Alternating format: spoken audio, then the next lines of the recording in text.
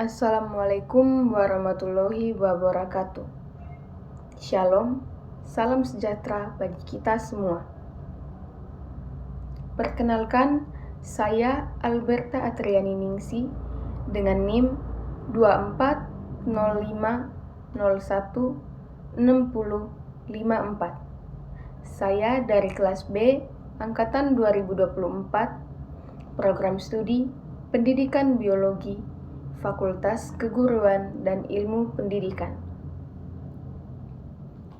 Pada kesempatan kali ini, saya akan memaparkan kembali mengenai materi yang telah dipresentasikan oleh kelompok 3, yaitu materi mengenai topik, tema, kerangka karangan, dan sitasi ilmiah.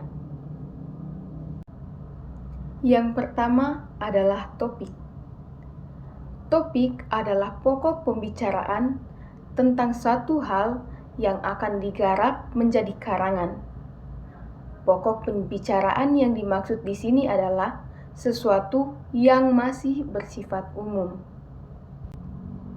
Kemudian ada pula tema.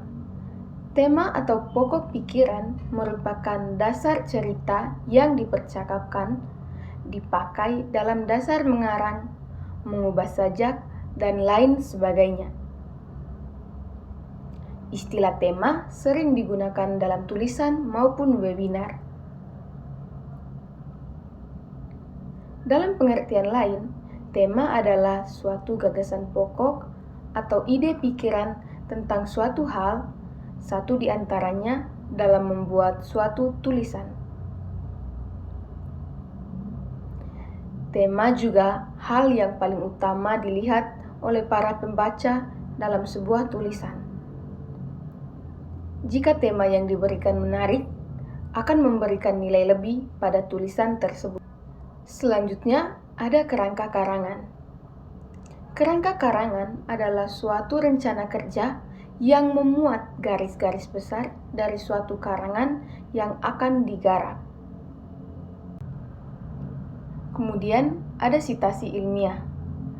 Sitasi ilmiah adalah kutipan atau referensi dari tulisan lain yang dimasukkan dalam karya ilmiah. Sitasi merupakan hal yang wajib ada dalam penulisan karya ilmiah, seperti buku akademik, untuk memperkuat argumen dan latar belakang penulis. Lalu, definisi topik. Definisi topik yang pertama, yaitu subjek atau hal yang dibahas dalam sebuah tulisan. Kemudian yang kedua, topik adalah pokok pembicaraan tentang suatu hal yang akan digarap menjadi karangan.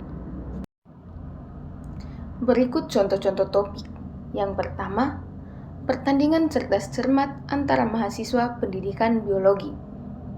Contoh yang kedua, tragedi banjir di Samarinda disebabkan oleh hujan deras.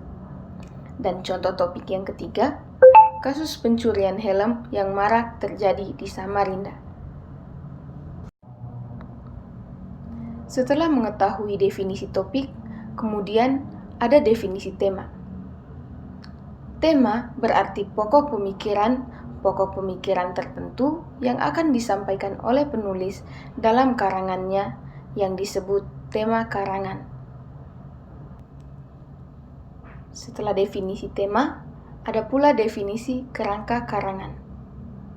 Kerangka adalah rencana teratur dalam pembagian dan penyusunan gagasan. Fungsi utamanya untuk menunjukkan hubungan di antara gagasan-gagasan yang ada. Tahap-tahap dalam membuat kerangka karangan. Tahap yang pertama, memilih topik. Kemudian yang kedua, mengumpulkan informasi. Yang ketiga, mengatur gagasan. Dan yang terakhir, menulis karangan itu sendiri. Kemudian definisi yang terakhir adalah definisi sitasi ilmiah. Dalam pembuatan kerangka sitasi ilmiah, terdapat beberapa bagian yang perlu diperhatikan. Yang pertama, pengantar. Yang kedua, kutipan. Yang ketiga, catatan kaki. Yang keempat, daftar pustaka.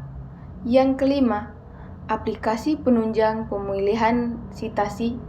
Dan yang terakhir, plagiarisme.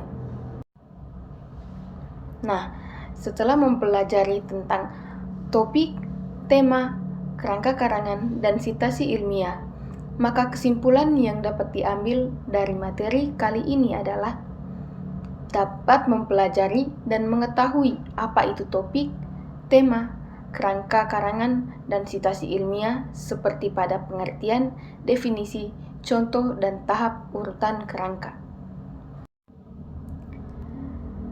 Di antara topik, tema, kerangka karangan, dan sitasi ilmiah saling berkaitan dalam pembentukan suatu tulisan. Dalam menciptakan suatu tulisan, 4 pokok pembahasan yang dibahas dalam materi kali ini saling berkaitan untuk menciptakan suatu tulisan yang baik. Demikian materi yang dapat saya sampaikan pada kesempatan kali ini.